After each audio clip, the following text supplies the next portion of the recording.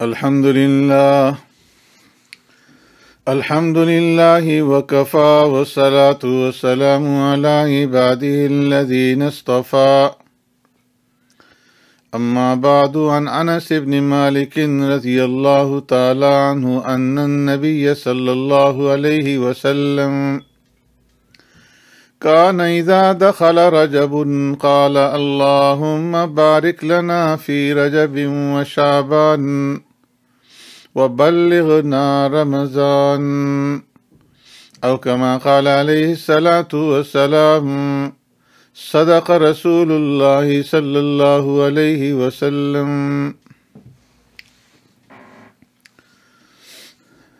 میرے معزز سامعین اور ناظرین، السلام علیکم ورحمۃ اللہ وبرکاتہ. یہ رجب کا مہینہ ہے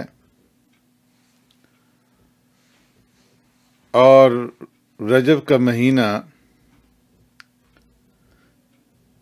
اسلامی سال کا 7واں مہینہ ہے، جو بہت عظمت اور برکتوں والا مہینہ ہے. اس لیے رجب کے مہینے کے بارے میں چند معروضات آپ کی خدمت میں پیش کروں گا. سب سے پہلے اس مہینے کے اندر رجب کا چاند دیکھنے کے بعد آقا نامدار سرور کائنات رحمت دو عالم صلی اللہ علیہ وسلم جو دعا مانگا کرتے تھے، اس دعا کے بارے میں عرض کروں گا، جو حدیث مبارکہ میں نے آپ کے سامنے تلاوت کی ہے، جس کے راوی حضرت انس بن مالک رضی اللہ تعالی عنہ ہیں. وہ فرماتے ہیں کہ پیارے پیغمبر صلی اللہ علیہ وسلم رجب کا مہینہ داخل ہونے پر اللہ تبارک و تعالی سے یوں دعا مانگا کرتے تھے: اللہم بارک لنا فی رجب و شعبان وبلغنا رمضان، کہ اے اللہ تو ہمارے لیے ماہ رجب اور شعبان میں برکت عطا فرما دی اور ہمیں رمضان المبارک کے مہینے تک پہنچا دے. اس دعا کا مطلب یہ ہے کہ اے اللہ ہمارے لیے ماہ رجب میں برکتیں عطا فرما اور ہمیں ان مہینوں میں عبادات کی، اطاعت کی، نیکیوں کی توفیق عطا فرما اور ہمیں ماہ رمضان المبارک کا نصیب فرما اور اس کی عبادات نصیب فرما. رجب کے مہینے کے آغاز کے اندر اس دعا کے مانگنے کے فوائد میں سے ایک فائدہ یہ ہے کہ اس دعا کی برکت سے رجب کے مہینے میں اور شعبان اور رمضان المبارک کے مہینے میں عبادات کی قدردانی کی توفیق نصیب ہو جاتی ہے. دوسرا فائدہ یہ ہے کہ رمضان کی تیاری کی فکر جو ہے وہ نصیب ہو جاتی ہے، جس کی وجہ سے ماہ رجب اور شعبان میں عبادات کا اہتمام کرنے سے ماہ رمضان المبارک کے اندر عبادات دشوار نہیں رہتی، مشکل نہیں رہتی، بلکہ پہلے سے ان کی عادت ہو جاتی ہے. اور تیسرا فائدہ یہ ہے کہ رمضان المبارک کی قدردانی دل کے اندر پیدا ہو جاتی ہے. رمضان المبارک کی طرف ذوق اور شوق ظاہر ہوتا ہے. یہ جو دعا مانگی جاتی ہے اللہم بارک لنا فی رجب و شعبان وبلغنا رمضان،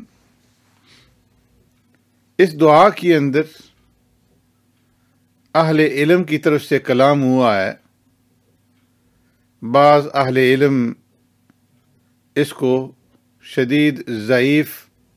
قرار دیتے ہیں اور فرماتے ہیں کہ پیارے پیغمبر صلی اللہ علیہ وسلم کی طرف اس دعا کی نسبت درست نہیں. لیکن ساتھ یہ بھی فرماتے ہیں کہ چونکہ یہ ایک دعا ہے اور اس میں کوئی قابل اعتراض بات نہیں ہے۔ اس لیے اگر کوئی آدمی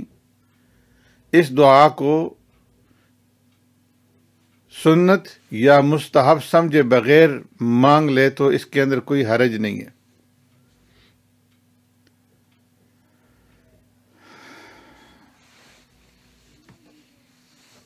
اکابرین کا اس دعا کے مانگنے کے اوپر امر رہا ہے، لہذا اگر کوئی آدمی اس دعا کو مانگتا ہے تو اس کے اندر کوئی حرج نہیں ہے۔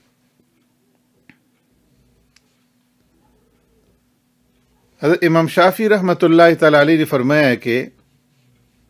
ہمیں یہ بات پہنچی ہے کہ ان الدعاء یستجاب فی 5 لیال فی لیلۃ الجمعۃ ولیلۃ الاضحیٰ ولیلۃ الفطر واول لیلۃ من رجب ولیلۃ النصف من شعبان۔ فرمایا کہ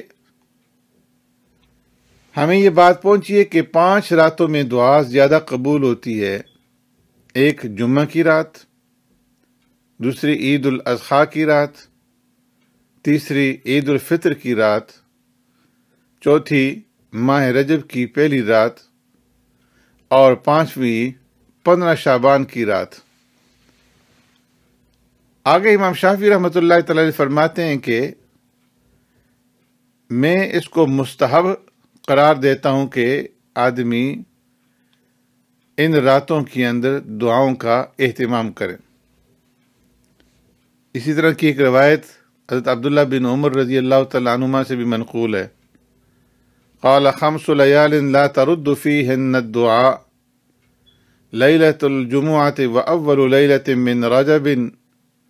ولیلۃ النصف من شعبان ولیلۃ العیدین، کہ 5 راتیں ایسی ہیں کہ جن کے اندر دعا رد نہیں کی جاتی، دعا قبول کی جاتی ہے، اور ان 5 راتوں میں سے ایک جمعہ کی رات ہے، اور دوسری رجب کی پہلی رات ہے، اور تیسری نصف شعبان کی 15 شعبان کی رات ہے، اور چوتھی اور 5ویں چھوٹی اور بڑی عیدین دونوں عیدوں کی رات ہے۔ فرمایا کہ رجب کا پورا مہینہ ہی عبادات کے لیے بہترین اور مبارک ہے، اس لیے کہ یہ حرمت اور عظمت والے 4 مہینوں میں سے ایک مہینہ ہے، اس لیے اس مہینے کے اندر عبادات کا پہلی رات ہی سے اہتمام کر لینا چاہیے، اور شرعی حدود کے اندر رہتے ہوئے دعاؤں کا اور عبادات کا اہتمام کرنے کے اندر کوئی حرج جو ہے وہ نہیں ہے۔ رجب کا جو مہینہ ہے، اس مہینے کو اہل عرب رجب مضر بھی کہتے تھے، مضر کی نسبت اس کے ساتھ لگاتے تھے اور کہا جاتا تھا رجب مضر۔ مضر دراصل میں عرب کے ایک قبیلے کا نام تھا کہ جو کہ رجب کے مہینے کی بہت زیادہ تعظیم کیا کرتا تھا، بلکہ اس مہینے کی تعظیم میں غلو سے کام لیتا تھا، اس لیے یہ مہینہ اس قبیلے کے نام کے ساتھ مشہور ہو گیا اور لوگ جو ہے اس کو رجب مضر کہنے لگے۔ بعض رات نے رجب کے مہینے کو رجب اسم بھی کہا ہے، جس کے معنی عربی زبان کے اندر بہرے کے آتے ہیں، جس کی وجہ یہ ہے کہ اس مہینے میں قتل و غارت گری بند ہو جاتی تھی اور راستے پر امن ہو جاتے تھے، اور پورے مہینے میں امن و امان رہتا تھا، اور کسی قسم کے اسلحہ کی آواز جو ہے وہ سنائی نہیں دیتی تھی۔ اس لیے لوگوں کی حالت کے مطابق اس مہینے کا نام اسم یعنی بہرا رکھا گیا، کیونکہ اس مہینے میں اسلحوں اور لڑائی جھگڑوں کی آوازیں خاموش ہو جانے کی وجہ سے لوگوں کی حالت بہروں کی طرح سے ہو جاتی تھی۔ تو اس مہینے کے اندر اس دعا کا مانگ لینا اور باقی عبادات کا اہتمام کر لینا جو ہے یہ مفید ہے۔ اللہ رب العزت ہمیں عمل کرنے کی توفیق نصیب فرمائے۔